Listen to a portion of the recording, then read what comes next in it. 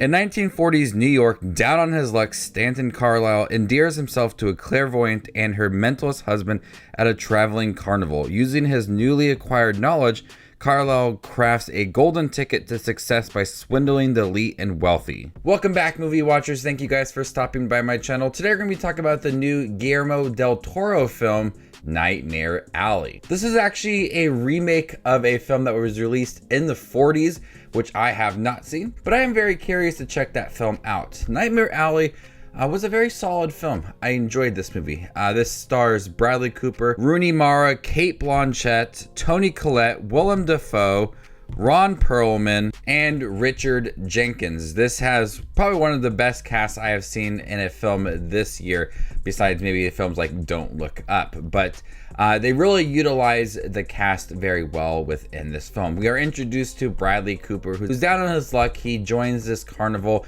In the beginning of the film, he has these demons that are haunting him. We learn that he may have done something terrible, and he's just kind of down on his luck and he's running from that.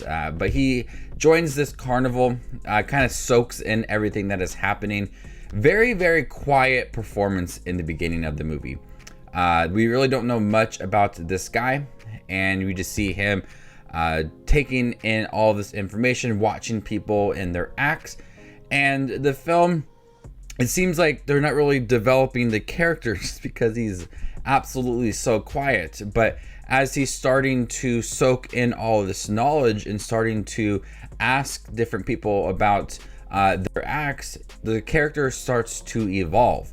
And when the movie's over, it has this really strong progression for this character, going from someone that was absolutely quiet and really laid back to someone that took control of situations, very confident, and it was almost like a completely different character.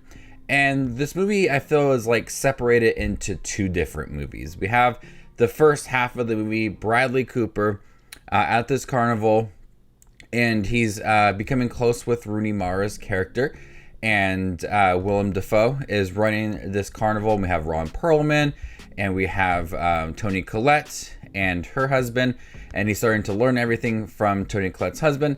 And I like how the movie did a great job of setting up this character and the progression of him within, I guess, the first half of the story. And then there's a break, and it's 2 years later, and we have him starting to use his newly found knowledge from the first half of the movie, starting to target the wealthy and have all these schemes in place.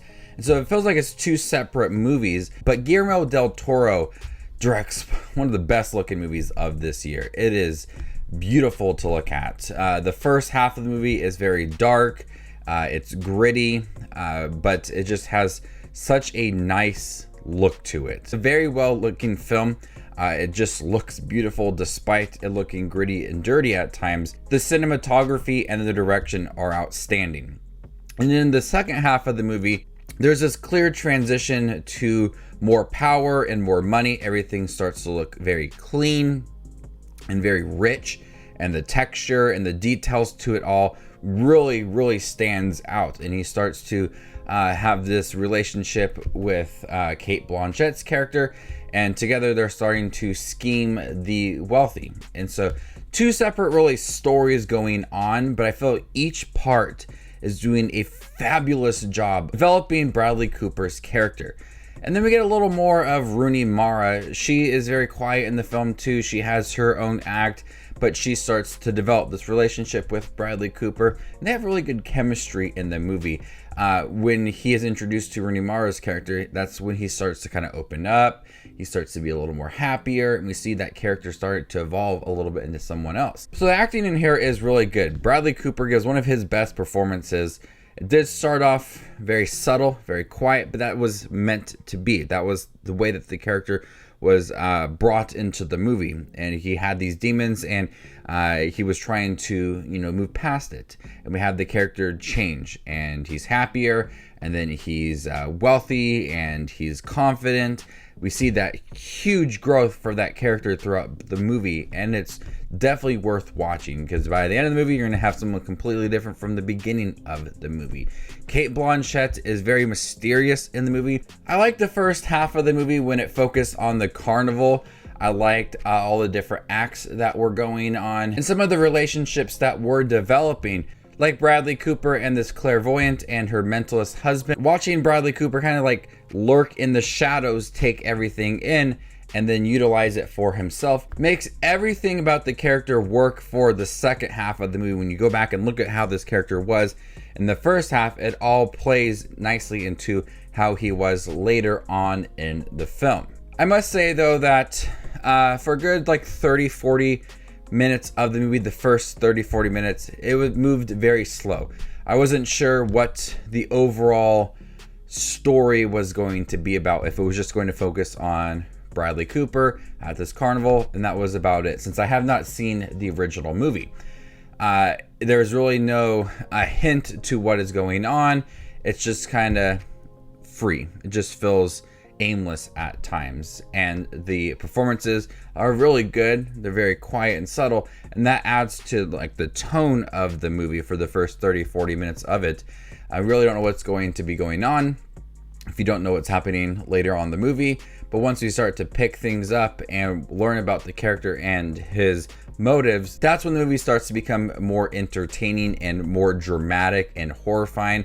It moves very slow in the beginning, but really start to pick up. The last 20-ish minutes of the movie though, felt like it had already wrapped up prior to that, and they were just adding a little more things onto the movie. But that's just a few little nitpicks here and there, because I really do like Nightmare Alley. I thought it was a very subtle film with a lot of great character development. It looks really good. It can go from gritty to rich looking within a few minutes. The direction from Guillermo del Toro, one of his better looking films. He's a really good director with The Shape of Water, Hellboy, Pan's Labyrinth. This is just another movie that I found to be really impressive by him. It's not gonna be my favorite film of this year, but it is a solid film to watch. It moves a little bit slow at times, but looking into this character and the growth and how he took all this knowledge in and used it for himself, and how he's also able to scheme people, I also found to be quite interesting. So before I give you my score for Nightmare Alley, make sure to check out my channel. Here I do movie reviews, trailer reactions, ranking videos, tier lists, all that fun movie related content that you see on YouTube. I do it all here, so hit that subscribe button to get it all in one spot. I'm going to go ahead and give Nightmare Alley a B+. Thank you guys for checking my review for Nightmare Alley. Have you guys seen it? What did you think about it? Let me know in the comment section down below, and stay tuned for more up and coming content like this. My name is Just Watches Movies, and you guys stay classy, YouTube.